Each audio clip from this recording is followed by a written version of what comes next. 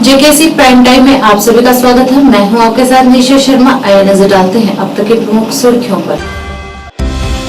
जम्मू विश्वविद्यालय कुलपति प्रोफेसर उमेश राय ने किया पत्रकारों को संबोधित। कल आयोजित होने वाले कार्यक्रम की दी जानकारी।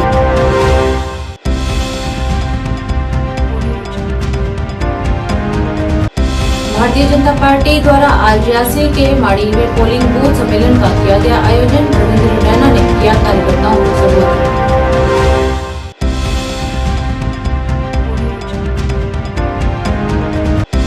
डीसी बारामूला ने अन्य अधिकारियों के साथ बैठक की अध्यक्षता। एमसीसी कार्यान्वयन, मतदान केंद्र सुविधाएं, जनशक्ति आदि पर की गई चर्चा। पूरा लेखपालों की राष्ट्रीय समिति की 47वीं बैठक आज शेर कश्मीर इंटरनेशनल कन्वेंशन सेंटर में आयोजित की गई।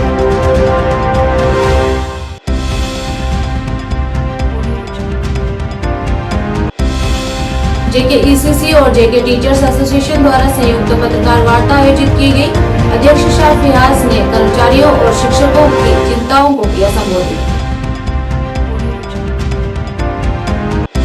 गुलगांव में एनसी के पूर्व नेता वली मोहम्मद इट्टू की मनाई गई 30वीं पुण्यतिथि। उपाध्यक्ष उमर अब्दुल्ला सहित कई वरिष्ठ नेताओं ने अर्पित की भावभीनी श्रद्धांजलि।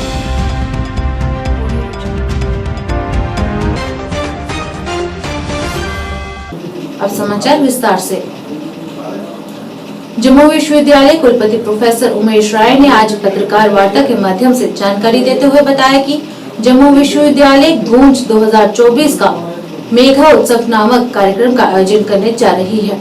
ये कार्यक्रम 19 से 20 मार्च तक आयोजित किया जाएगा। जम्मू विश्वविद्यालय गूंज के नाम से एक कार्यक्रम का आयोजन कर रहा है। जैसा आप समझ रहे हैं कि गूंज means echoing youth voices, and जब मैं कह रहा हूँ इकोइंग यूथ वॉइसेज तो इसका मतलब यह है कि जो उसकी इनर ड्रम बीट है उसका इको उसको सुनाई पड़े, वह अपने अंदर की उस आवाज को पहचान सके और जीवन में उसके अनुसार कदम रख सके।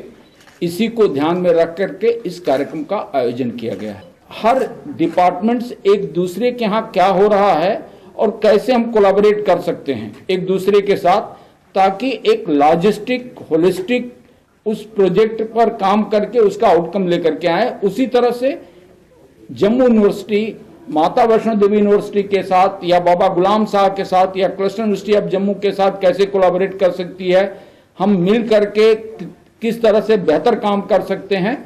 तो ये जो गूंज है वह इसका कई उद्देश्य है। इसमें स्पोर्ट्स, कल्चरल एक्टिविटी, जैसा मैंने कहा R&D, फिर से मैं रिपीट कर रहा हूं, और best practice. Bharatiya Janata party के द्वारा आज रियासी के माड़ी में पोलिंग बूथ सम्मेलन का आयोजन किया गया, जिसमें पार्टी के प्रदेश प्रधान रविंद्र रैना ने मुख्य रूप से पहुंचकर कार्यकर्ताओं को संबोधित किया।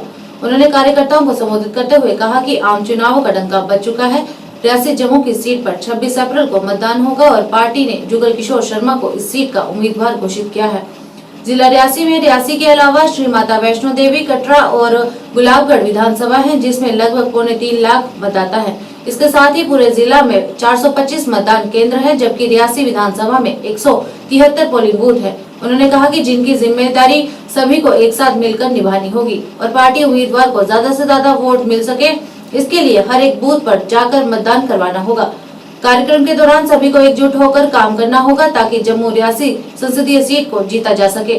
प्रदेश प्रधान ने कहा कि बार प्रधानमंत्री नरेंद्र मोदी का नारा है, इस बार 400 पार है, जिसको सच कर दिखाना है।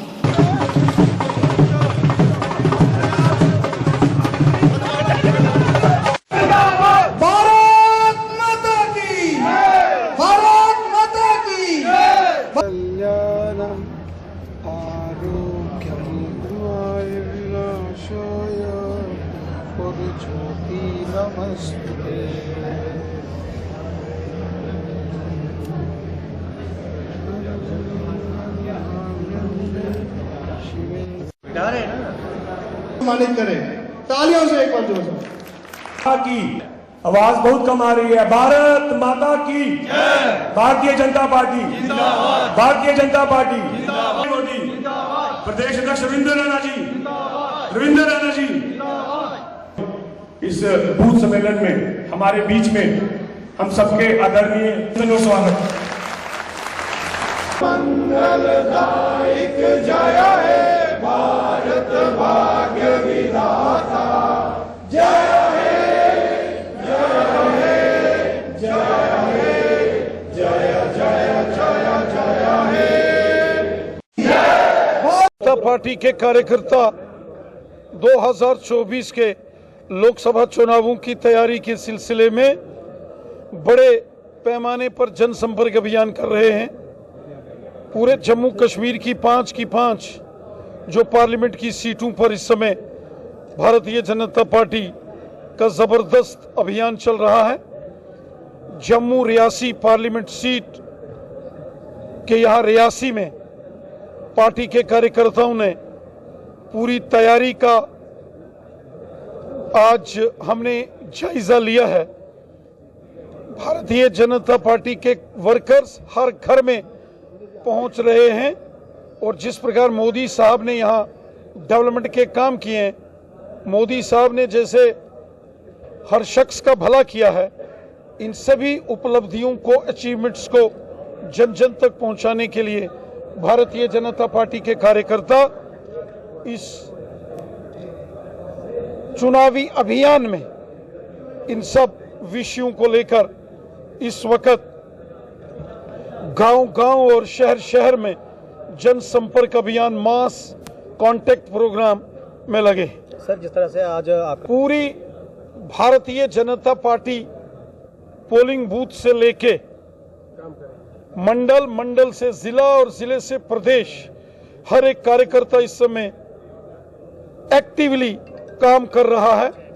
बीजेपी रियासी, गुलाबगढ़, मोहोर, चसाना, कटरा, पैंथल, भमाग, पौनी, शिवखोड़ी, बाबा धनसर, इन तमाम ठाकराकोट और अरनास जैसे दूर दराज के एरिया में भी गांव-गांव में संपर्क कर रही है और बड़े पैमाने पर भारतीय जनता पार्टी के कार्यकर्ता।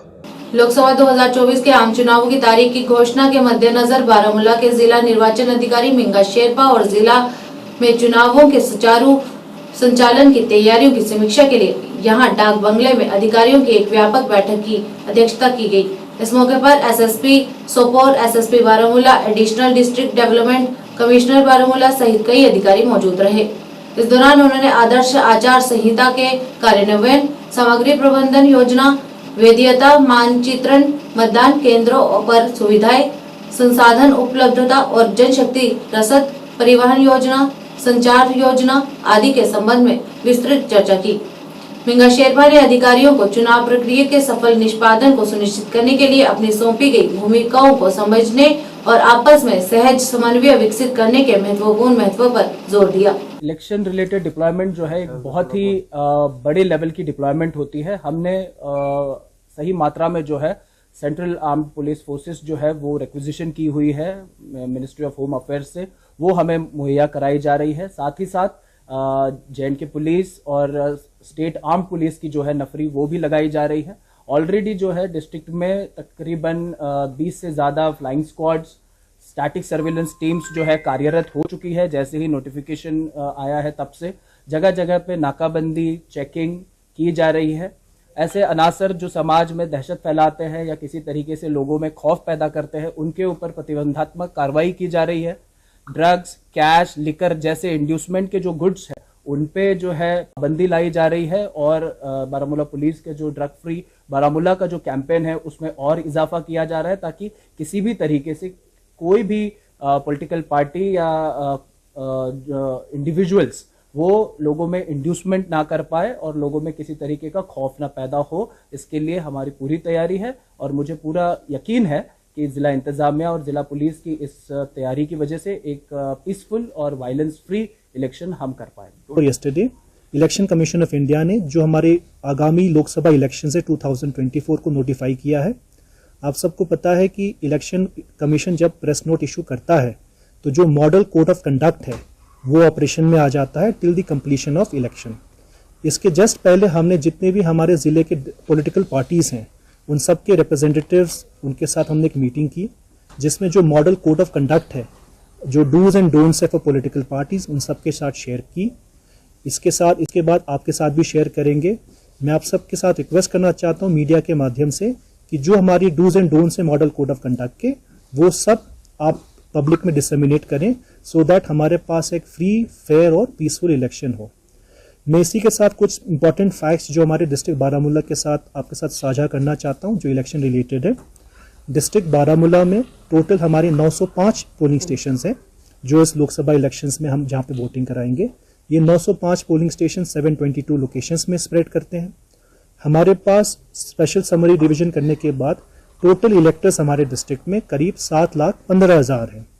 डिस्ट्रिक्ट बारामूला आपको जैसे पता है 1 बारामूला पार्लियामेंट्री कॉन्स्टिट्यूएंसी में पड़ता है, जिसकी हेडक्वार्टर भी बारामूला है। तो इसी के साथ सारे जिला इंतजामिया ने, जिला पुलिस बारामूला, जिला पुलिस सोपोर ने भी जितने भी बंदोबस्त हम कर लिए हैं। राष्ट्रीय पुरा लेखपाल समिति की 47वीं बैठक का उद्घाटन आज शेर कश्मीर इंटरनेशनल कन्वेंशन सेंटर में मुख्य अतिथि अरुण सिंघल, IAS अभिलेखागार के महानिदेशक, भारतीय राष्ट्रीय अभिलेखागार और NCA के अध्यक्ष और संयोजक द्वारा किया गया। ये कार्यक्रम भारतीय राष्ट्रीय अभिलेखागार, नई दिल्ली और जम्मू कश्मीर सरकार के अभिलेखागार, पुरातत्व और संग्रहालय निदेशालय के सहयोग से आयोजित किया गया। उन्होंने कहा कि जम्मू कश्मीर सरकार ने अभिलेखीय अभिलेखों के संरक्षण के लिए जम्मू में अभिलेखीय मानदंडों के अनुसार नवीनतम तकनीक और उपकरणों से पूरी तरह सुसज्जित नए अभिलेखीय भवन का निर्माण करवाया है और बताया कि ये बैठक 1962 के बाद पहली बार जम्मू कश्मीर में हो रही है।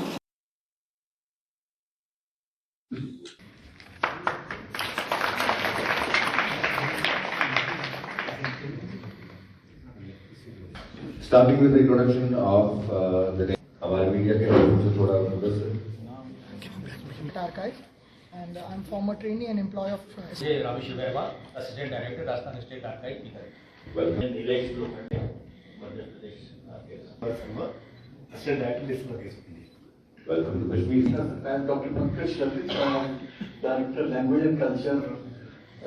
मीटिंग है जो जम्मू कश्मीर होस्ट कर रहा है और इसमें नेशनल कमेटी ऑफ आर्काइव्स के जो चेयरपर्सन होते हैं वो director general national archives of India, government of India के होते हैं और वो आए हैं यहाँ पे और डिफरेंट स्टेट्स यूनियन टेरिटरीज के जो हेड्स हैं आर्काइव्स के और उनके रिप्रेजेंटेटिव्स हैं वो भी आए हुए हैं। और आज जो है आर्काइव्स को कैसे मेंटेन करना है, कैसे संभालना है, कैसे इनको फर्दर जो है हमें लोगों तक किस तरह से ले जाना है ताकि उनको नुकसान भी न हो, डैमेज भी न हो, और उस पर चर्चा की जाएगी और आगे की स्ट्रेटेजी की जाएगी। इस तरह से हम यहाँ पे देखते हैं कि लोग जो है उतना आर्काइव के इस और दिन उतना अट्रैक्टिव नहीं है, तो क्या कुछ करने की जरूरत है ताकि लोग जो है वो इसको देखें और साथ साथ म्यूजियम के हवाले से क्या कुछ हमें आगे डेवलपमेंट देखने को मिले। क्योंकि दो चीज़ें हैं, एक आर्काइव्स और एक आर्काइव्स।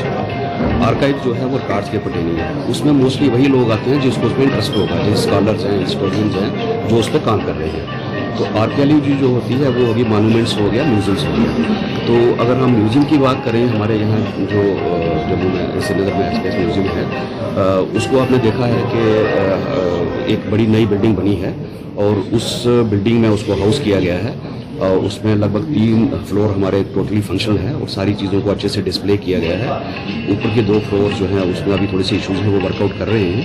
और जो हमारा म्यूज़ियम है, आप इसको हम थोड़ा सा और पॉपुलराइज करने की कोशिश कर रहे हैं। आप आने वाले टाइम में देखेंगे इसको हम डिजिटल मीडिया के थ्रू और दूसरे भी जो मीडिया के थ्रू है लोगों तक इसकी आउटरीच पहुंचाएंगे ताकि लोग इससे ज़्यादा से ज़्यादा आएँ और ये भी एक टूरिस्ट का अट्रैक्शन यहाँ पे बने। Thank you. जम्मू कश्मीर कर्मचारी समन्वय समिति और JK टीचर्स एसोसिएशन द्वारा पत्रकार वार्ता का आयोजन किया गया। पत्रकारों को संबोधित करते हुए JK ECC के अध्यक्ष और JKTA के अध्यक्ष शाह फयाज ने क्षेत्र में कर्मचारियों और शिक्षकों को प्रभावित करने वाले विभिन्न मुद्दों पर चर्चा की। JK ECC के अध्यक्ष और JKTA के अध्यक्ष शाह फयाज ने शिक्षा विभाग के शिक्षण संकाय को एक मुश्त कार्योत्तर अनुमति, मानदेय वेतन में वृद्धि जैसी कई प्रमुख पहलों के लिए उपराज्यपाल प्रशासन का आभार व्यक्त किया। लेकिन वहीं दूसरी ओर फयाज ने इस बात पर जोर दिया कि अभी भी कुछ अनसुलझे मुद्दे हैं जिन पर जल्द से जल्द ध्यान देने की जरूरत है। इनमें उच्च योग्य मनरेगा कर्मचारियों के लिए एक ठोस नीति का अभाव, लद्दाख केंद्र शासित प्रदेश में काम करने वालों की तर्ज पर RE के लिए वेतन वृद्धि में वृद्धि शामिल है। इस मौके पर उन्होंने अन्य भी कई अनसुलझे पहलुओं पर प्रकाश डाला और गहरी चिंता भी व्यक्त की। प्रेस कॉन्फ्रेंस है, ये दो इश्यूज के रिलेटेड है। पहली ये बात है कि हम ऑनरेबल LG एडमिनिस्ट्रेशन का शुक्रिया अदा करते हैं जिन्होंने एक ऑर्डर निकाला कुछ दिनों पहले, पोस्ट फैक्टो परमिशन मिली हजारों की तादाद में जो टीचर फैटर्निटी के लोग हैं उनको, और उससे जो है ग्राउंड पे काफ़ी रिलीफ मिला है। इसके लिए हम वर्ती सेक्रेटरी पीयूष सिंगला साहब का और डायरेक्टर स्कूल एजुकेशन कश्मीर और उनकी टीम का बहुत शुक्रिया अदा करते हैं। साथ साथ सरकार ने जो हमारे रहबरी खेल है उनके ऑनरेबल में भी इंक्रीज की सैलरीज में, और जो MG नरेगा में लोग करते हैं काम उनकी सैलरीज भी हाई की गई। लेकिन इन मामलात के साथ साथ हमारी सरकार से कुछ मुतालबात हैं जिनको हल करने की अशद ज़रूरत है आज की डेट में। सबसे पहले एक बहुत बड़ा मामला है, अगर RE की सैलरी जो है 4000 से 6000 की गई, हम चाहते हैं कि लद्दाख के पैटर्न पे जिनको वहाँ पे RE को रहबरी खेल को 18000 किया गया, यहाँ पे भी होना चाहिए। इसके साथ साथ हमारे वोकेशनल ट्रेनर्स हैं उनके लिए कंक्रीट पॉलिसी बनाई जाए, और जो कंपनियां थर्ड पार्टी रखी गई है अननेसेसरी उनको रिमूव किया जाए। और इसके साथ साथ CPW जो स्कूल्स में काम करते, स्कूल एजुकेशन डिपार्टमेंट में बहुत सारे विदाउट एनी वेज वो काम करते हैं, तो उनको कोई सिंगल पेनी नहीं मिल रही है। हम चाहते हैं वो मसला भी हल हो। देखिए सरकार ने बहुत सारे स्टेप्स उठाए हैं वेलफेयर ऑफ द एम्प्लॉयज, हम उसका अप्रिशिएट भी करते हैं, लेकिन साथ साथ कुछ चीज़ें ऐसी हैं जिनको ज़रूरी अशद ज़रूरत है जिनको एड्रेस करने की है। उसमें जो मैंने आपको मामला बताए वो, और सबसे बड़ा जो इशू बन गया है वो GP फंड का है। GP फंड्स की जो ट्रेजरी में जो बिल्स हैं वो ऑन टाइम नहीं होती है डिसबर्स, इसलिए हम चाहते हैं कि किसी की शादी होती है घर में, किसी का मेडिकल इशू है, वो उसमें जल्द से जल्द जो है कोई कंक्रीट स्टेप लिया जाए। नेशनल कॉन्फ्रेंस पार्टी के वरिष्ठ नेताओं द्वारा DH-पोरा कुलगाम में आज NC के पूर्व नेता वली मोहम्मद इट्टू की 30वीं पुण्यतिथि को मनाया गया। इस मौके पर NC उपाध्यक्ष उमर अब्दुल्ला, प्रांतीय अध्यक्ष नासिर असलम वानी, सांसद हसनैन मसूदी, सकीना इट्टू, पार्टी प्रवक्ता इमरान नबी डार सहित अन्य कई वरिष्ठ नेताओं ने दिवंगत वली मोहम्मद इट्टू को भावभीनी श्रद्धांजलि अर्पित की तथा उनके द्वारा पार्टी को मजबूती प्रदान करने के लिए उनके द्वारा किए गए योगदान को याद किया।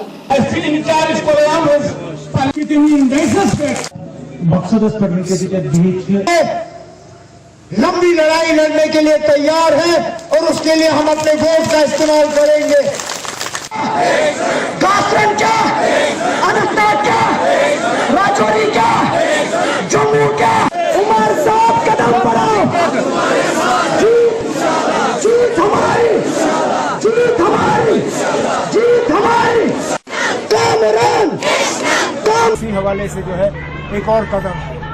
मैंने पहले ही कहा, जिस तरह मैंने कल दिल्ली के उस प्रोग्राम में भी कहा, ये सिर्फ मुसलमानों के खिलाफ नहीं है, और भी ऐसे माइनॉरिटीज़ हैं जिनको CAA के बाहर रखा गया है। ये BJP की पुरानी आदत है और वो अपनी आदतों से कभी बाज नहीं आएंगे।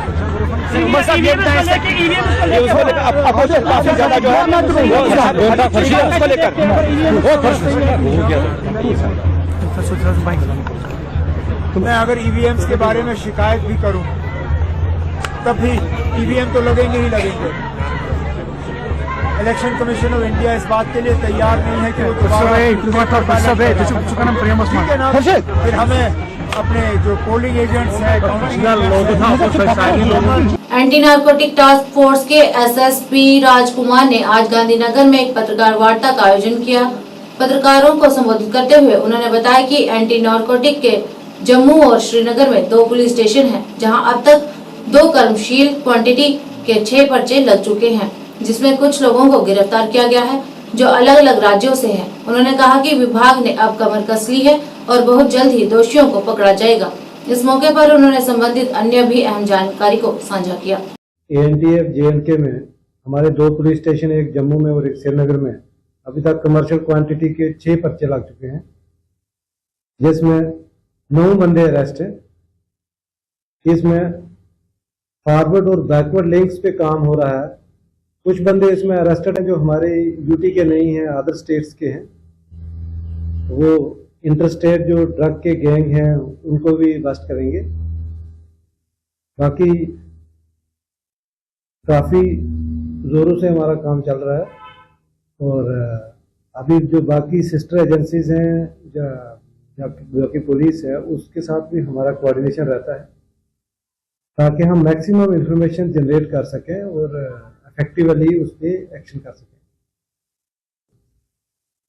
देखो, उसके लिए जो एजेंसीज हैं, जो डिपार्टमेंट्स हैं, उस एस्पेक्ट पे भी काम कर रहे हैं। बाकी इस पे काफ़ी नज़र रखी जाएगी कि जो भी नारकोटिक्स है, जो साइकोट्रॉपिक सब्सटेंसेस मूव होते हैं, तो उसमें हर एक एजेंसी, जो लॉ इन्फोर्सिंग एजेंसी है, वो काम करेगी बड़ी अच्छे तरीके से अलर्ट होकर, तो ये सारा कंट्रोल में रहेगा। We expect. देखो, जनता को, पब्लिक को हमारी यही अपील है, एक तो हमारे साथ इंफॉर्मेशन शेयर करें। जो भी बंदे ड्रग पैडलर या स्मगलर उनके एरिया में ऑपरेट कर रहे हैं, उनकी जब कुछ ऐसे बंदे जो उनको लगता है कि ये काम कुछ नहीं करते हैं और इनके पास बहुत पैसा है, उनकी इंफॉर्मेशन भी हमें दें ताकि हम उसके ऊपर काम करेंगे, ये पैसा आ कहाँ से रहा।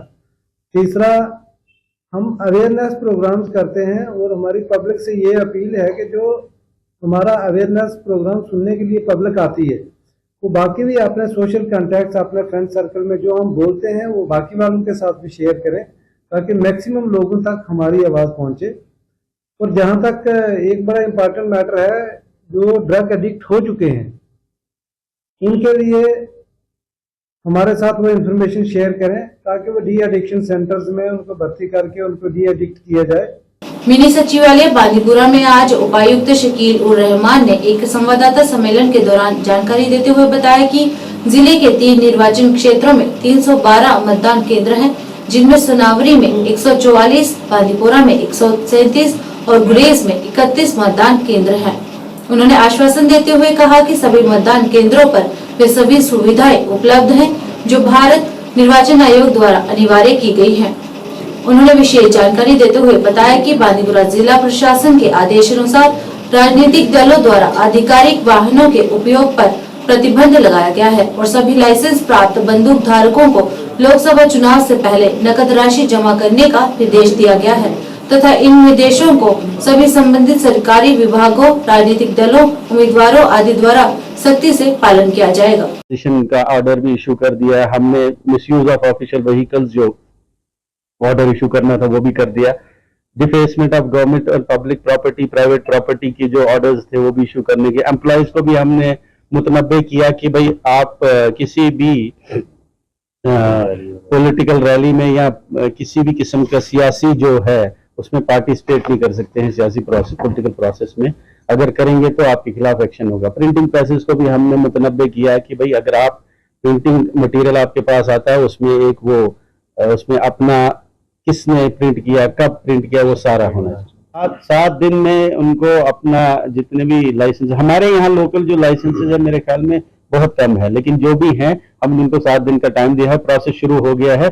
कल से जो हम डिटेल्स जो इलेक्शन कमीशन ऑफ इंडिया को देनी होती है लॉ एंड ऑर्डर की, उसमें ये भी मेंशन होता है कि ये कितने लाइसेंसेज अभी तक डेट ऑफ अनाउंसमेंट के बाद जमा हो। गांधरबल पुलिस द्वारा आज सरकार में नए आपराधिक कानूनों पर एक जागरूकता कार्यक्रम का आयोजन किया गया। ये कार्यक्रम डिग्री कॉलेज गांधरबल में किया गया। कार्यक्रम की अध्यक्षता एसएसपी गांधरबल संदीप गुप्ता ने की।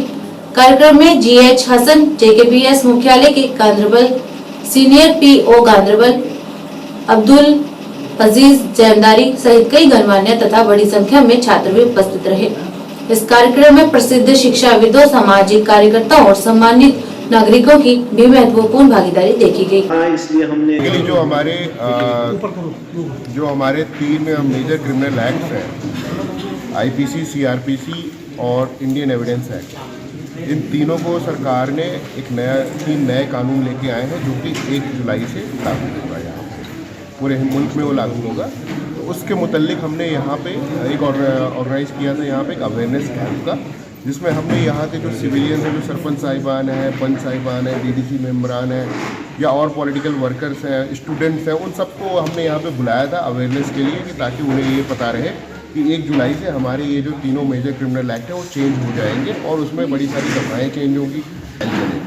इन सब के मुतल्लिक हमने यहाँ पे एक ये छोटा सा अवेयरनेस कैंप रखा था ताकि लोग अपने इस नए कानून से थोड़ा सा इंट्रोड्यूस हो। सोशल काउंसलर हूँ वन स्टॉप सेंटर गांधरबल से।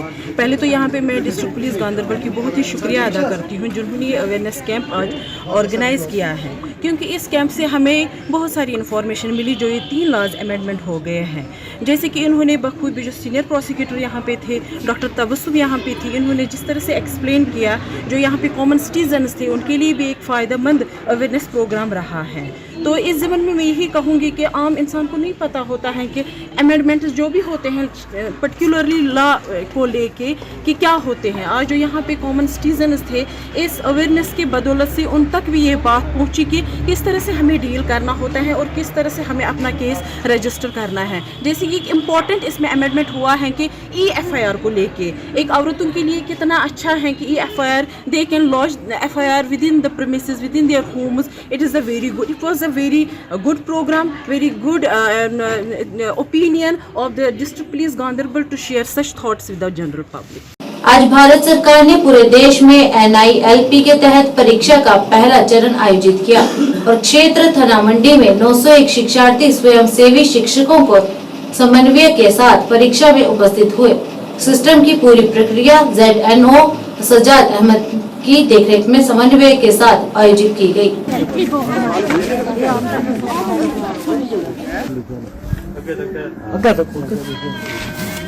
सबसे पहले तो मैं आपका यहाँ वेलकम करता हूँ और शुक्रिया अदा करता हूँ क्योंकि आपने इस चीज पे भी नजर रखी, क्योंकि मीडिया एक ऐसी चीज है जो हर मुद्दे को, हर परेशानी को बाहर लाती है, तो आपने इस पर भी नजर रखी, तो आपका थैंक यू।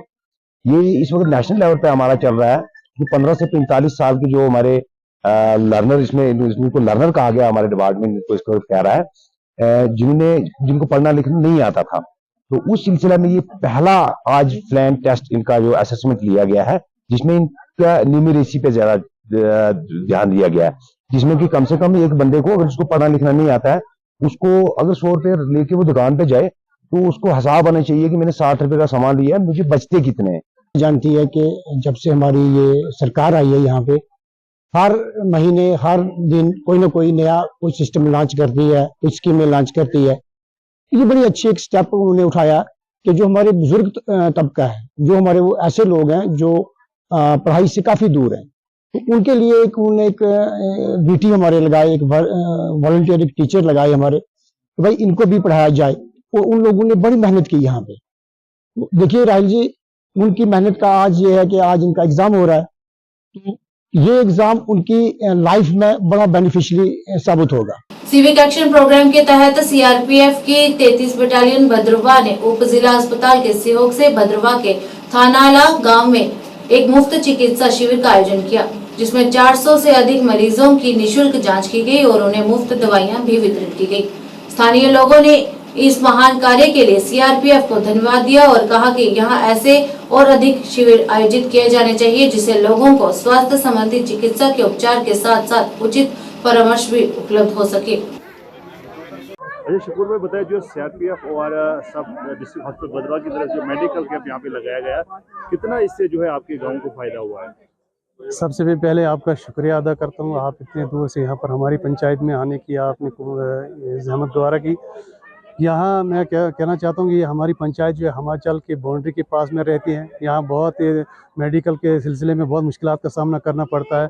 तो आज मैं ये 33 बटालियन CRP का बहुत ही शुक्रगुजार हूँ, इसका बहुत हमें फ़ायदा मिल जाएगा। खासकर इस माह मुबारक महीने में इन्होंने यहाँ पर ये कैंप जो लगाया, इसमें बहुत सारे लोगों ने हम फ़ायदा उठाया।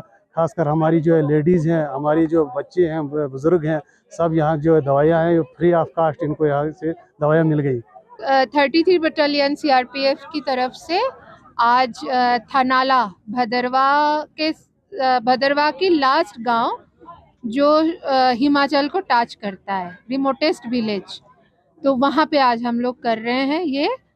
और ये हर साल होती है हमारी सिविक एक्शन प्रोग्राम की तहत हेल्थ कैंप, तो इस साल की ये फर्स्ट कैंप है हमारी। और लाभ कितना हुआ हम लोग की लाभ का मुझे नहीं आइडिया है, बट जो इन पेशेंट्स जो लाइन लगा के खड़े हैं सुबह से, मुझे लगता है कि 200 से ज़्यादा ही हो गया होगा नंबर। और कुछ ऐसे भी केसेस हम लोग को मिल रहा है जिनको हम लोग रेफर भी लिख रहे हैं। बीजेपी के वरिष्ठ नेता और पार्टी प्रवक्ता सुनील सेठी ने आज EVM पर डॉक्टर फारूक अब्दुल्ला पर तंज कसा और निशाना साधते हुए उन्होंने कहा कि जब वे जीतते हैं तो वे EVM को ठीक करार देते हैं और जब वह हारते हैं तो बीजेपी को दोष देते हैं। एक सवाल के जवाब में उन्होंने कहा कि हमें उम्मीद है कि विधानसभा चुनाव 30 सितंबर से पहले होंगे। इस बीच उन्होंने कहा कि जो भी भारतीय संविधान में विश्वास करेगा हम उसका अपनी पार्टी में स्वागत करेंगे। यहाँ पर ईवीएम पर काफी ज्यादा सवाल उठ रहे हैं, उसमें कल फारूक अब्दुल्ला साहब ने भी ईवीएम में कोई गलती नहीं है। जिन लोगों की जमीन पे पकड़ खत्म हो गई, लोग जिनके साथ नहीं हैं, जो उनको लगता है कि वो इलेक्शन हार रहे हैं, अब उस इलेक्शन के हारने की तैयारी में वो उसमें बहाने ढूंढ रहे हैं कि किसके ऊपर जो है वो इल्ज़ाम लगा सकते हैं। अगर ईवीएम में गलती होती तो भारतीय जनता पार्टी क्या इतनी स्टेटों में इलेक्शन हार गई, हम हार जाते क्या? ऐसा नहीं है। ईवीएम में कहीं पे भी कोई गलती नहीं है। ईवीएम की बात जो है, ईवीएम के ऊपर सवाल वही लोग उठाते हैं जिनके साथ लोग नहीं हैं, बहाना बनाने की कोशिश है। अगर आपके साथ लोग हैं, जनता आपके साथ है तो आप जीतेंगे। अगर जनता आपके साथ नहीं है तो कैसे जीतेंगे? अब कश्मीर की जनता ने देखा है कि पिछले 70 साल से 2019 से पहले क्या हालात कश्मीर के थे और 2019 के बाद के क्या हालात कश्मीर में हुए। फैसला तो इस पे होगा। सर, लोकसभा इलेक्शन का बिल्कुल बच चुका है। देखिए, ऐसा है कि जम्मू कश्मीर में इलेक्शन करवाना और बाकी किसी स्टेट में इलेक्शन करवाने में फ़र्क है। यहाँ पे हालात नॉर्मल हो चुके हैं, लेकिन बावजूद इसके थ्रेट जो जम्मू कश्मीर में है पीस के ऊपर, वो शायद किसी और स्टेट में नहीं है। आप उसको बराबर नहीं समझ सकते हो। पूरे पार्लियामेंट्री इलेक्शन में फोर्सेस जो है वो पूरे के पूरे कंट्री में जो है वो लगी होंगी। दूसरी स्टेट में इलेक्शन करवाना जो है वो पॉसिबिलिटी हो सकती थी, लेकिन जम्मू कश्मीर में जिस तादाद में सिक्योरिटी फोर्सेस की ज़रूरत है, मुझे लगता है कि पार्लियामेंट्री इलेक्शन के साथ शायद वो उतना आसान नहीं हो। ये फैसला करना जो है ये तो इलेक्शन कमीशन ऑफ इंडिया का काम है। I suppose in next list probably the names of all the candidates who would be contesting from these 3 constituencies of Kashmir. 2 Kashmir constituencies, Srinagar, Baramulla, and 1 constituency which is across now the province will be declared very soon. So far as the joining of the prominent persons are concerned, you know there is a long queue of the persons who intend to join Bharatiya Janata Party. It is not that we are eyeing for somebody. It is only that the people have seen that even the big names, the leaders of the other parties or the persons who are prominent figures, the social workers, they have seen the changes in Jammu and Kashmir post 2019. Now, after looking to the changes in Jammu and Kashmir after 2019 and looking to the charismatic leadership of Narendra Modi ji, there are lot many people who intends to join Bharatiya Janata Party. We have been receiving the requests from the people from various segments who wants to join Bharatiya Janata Party. Anybody who has India in his heart, who believes in Constitution of India, he is welcome in Bharatiya Janata Party. There will be absolutely no problem with us, with any person joining Bharatiya Janata Party, provided these 2 criteria are met. Srinagar में पत्रकारों से बात करते हुए मीरवाइज उमर फारूक ने कहा कि हमें सामाजिक मुद्दों और अन्य मुद्दों को खत्म करने के लिए सभी को एकजुट होकर प्रयास करना होगा और नशीली दवाओं और अन्य बुराइयों को समाप्त करने के लिए उपदेशों के माध्यम से जनता को जागरूक करना होगा तथा युवाओं को आगे बढ़कर सामाजिक परेशानियों को दूर करना होगा। जो हम हालात देख रहे हैं कि बहुत मुश्किल हालात हैं, हम समझ सकते हैं कि बहुत सी वजूहात हैं, घरेलू मामलात हैं, घरेलू तनाज़ात हैं, फैमिली इश्यूज हैं, डोमेस्टिक प्रॉब्लम्स हैं। मैं समझता हूँ कि अगर वाकई हम माह रमज़ान का महीना हमें ये भी दावत देता है कि हम अल्लाह से जहाँ नज़दीक हो वहाँ कुरान करीम का हम मुताला करें, हुज़ूर सल्लल्लाहु अलैहि वसल्लम की सुन्नत का हम मुताला करें और देखें कि मुश्किलात में कैसे हुजूर ने जो है मुसलमानों को तलकीन की कि वो जो है वो हिम्मत न हारें, वो हौसला न हारें। देखिए, बहुत सी ऐसी चीज़ें हैं कि हम देख रहे हैं कि कुछ चीज़ें जो ऐसी हैं कि कुछ वजूहात की बिना पे हम देख रहे हैं कि चाहे माली किसी को नुकसान होता है या कोई एकेडमिक्स में अच्छा नहीं करता है तो एकदम वो अपनी जान देने पे तैयार हो जाता है। ये बिल्कुल एक अफसोसनाक तर्ज अमल है। जिंदगी का नाम ही जद्दोजहद है। मुश्किलात, मसाइब, तकालीफ, ये तो जिंदगी का हिस्सा है और हमें इस्लाम सिखाता है कि भाई हमें हर सतह पे जो है मुश्किलात से दो चार होकर ही हमें आगे बढ़ना है। श्रीनगर में एक पत्रकार वार्ता के दौरान जेके अवामी आवाज पार्टी के महासचिव नदीम शफी ने चुनाव आयोग द्वारा विधानसभा चुनाव की घोषणा नहीं किए जाने पर अपनी प्रतिक्रिया देते हुए निराशा को व्यक्त किया। उन्होंने कहा कि जम्मू कश्मीर की आवाम भी चुनावों को लेकर किए गए फैसले से नाखुश है और वह आगामी चुनावों के लिए लंबे समय से इंतजार में थी और हमें उम्मीद थी कि सबसे पहले राज्य का दर्जा बहाल किया जाएगा, किंतु ऐसा कुछ भी नहीं हुआ। इस मौके पर उन्होंने संबंधित पहलुओं को साझा किया। सबसे पहले हम बताना चाहेंगे, हम फिर से एक बार जम्मू कश्मीर की आवाम नाउम्मीद हुई। जो इलेक्शन कमीशन ऑफ इंडिया यहाँ आया था, उन्होंने जो यहाँ जो अनाउंस किया कि यहाँ पार्लियामेंट्री इलेक्शंस होंगे, असेंबली इलेक्शंस अभी नहीं होंगे, तो उस हवाले से हम बताना चाहेंगे कि हमें उम्मीद थी, जम्मू कश्मीर आवाम को उम्मीद थी कि यहाँ पर पार्लियामेंट इलेक्शन के साथ साथ लोकसभा के इलेक्शंस भी होंगे, यहाँ पर असेंबली इलेक्शंस भी होंगे और हमें सबसे पहले हमें स्टेटहुड जो है वो रिस्टोर किया जाएगा। लेकिन ये बदकिस्मती की बात है कि उनके जानिब से हमें ये कुछ सुनने को नहीं मिला और जम्मू कश्मीर अवामी इंतज़ार में थी कि कब यहाँ इलेक्शंस होंगे, असेंबली इलेक्शंस भी होंगे।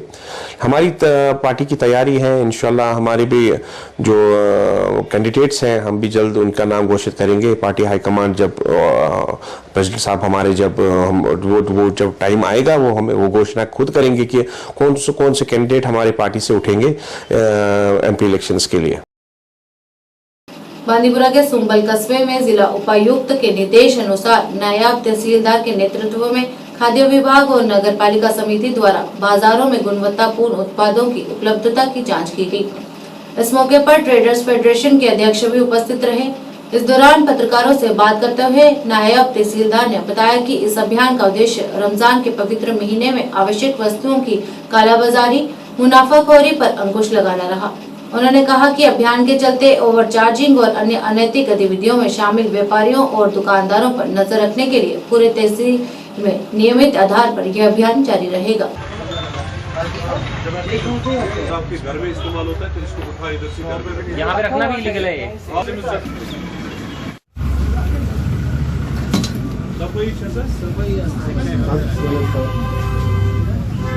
देखिए, हमारी तरफ से यही रिक्वेस्ट है सभी दुकानदार बरादरी को कि आज जो रमज़ान स्पेशल है, जैसे बाकी जगहों मतलब हिंदू मज़हब में या बाकी मज़हबों में दिवाली ऑफर्स होते हैं या बाकी होली ऑफर्स होते हैं, मैं चाहता हूं कि हम भी अपनी मुस्लिम बरादरी के लिए नहीं कि बल्कि सबके लिए अपनी तरफ से रमज़ान स्पेशल ऑफर्स रखें। और सबसे बड़ी बात यह है कि हम चाहते हैं कि आज की जो खरीद फरोख्त हो रही है उसमें लोगों को सही मयारी चीज़ें मिले। और ये जो चेकअप था ये यही देखने के लिए था कि लोगों को मयारी चीज़ें मिल रही है मार्केट से और कहीं पर नाजायज़ मुनाफाखोरी मत हो रही है। ये सभी चीज़ों को इनको कंट्रोल में रखने के लिए आज लोकल एडमिनिस्ट्रेशन के साथ हम भी निकले और यही बात हमने समझाई दुकानदारों को कि कहीं पे भी नाजायज़ मुनाफिकखोरी नहीं होनी चाहिए और वो कोशिश करें अपनी तरफ से ज़्यादा कि आज के इस मुक़द्दस महीने में वो अपनी तरफ से लोगों को रिलैक्सेशन दें और कम कीमत में उनको मयारी चीज़ें दस्तियाब रखें। आज तो खुसूसी ड्राइव जो इस सिलसिले में है कि आज माह रमज़ान का मुक़द्दस महीना चल रहा है। हम देख रहे हैं कि रूटीन मार्केट में कुछ सामान एशिया जो भी है आज ख़रीदारी, क्योंकि माह रमज़ान में ही ज़्यादा रश होता है। तमाम लोग जो है इस महीने में जो है अपनी ज़रूरत ज़िंदगी की चीज़ें जो है खरीद फरोख्त करते हैं। इसलिए हम देख रहे हैं कि कहीं कोई इलीगल कोई ज़्यादा मुनाफाखोरी तो नहीं कर रहा है, इसलिए रूटीन चेक में हम आ रहे हैं। और लोगों से गुजारिश की जाती है कि उन्हें जो है ये माल जो अपना जो है बाहर लावारस माल बाहर निकाला हुआ है, इसको हम जो है साइड पर कर रहे हैं कि आइंदा आज के हम इनको वार्निंग दे रहे हैं, आइंदा जो है रोड को क्लियर करें, रोड में इलीगल जो भी माल इन्होंने रखा है उसको जो हटाएं। आज के संग में बस इतनी ही। नया अगले फिर हाजिर होंगे, तब तक लीजिए इजाजत। नमस्कार।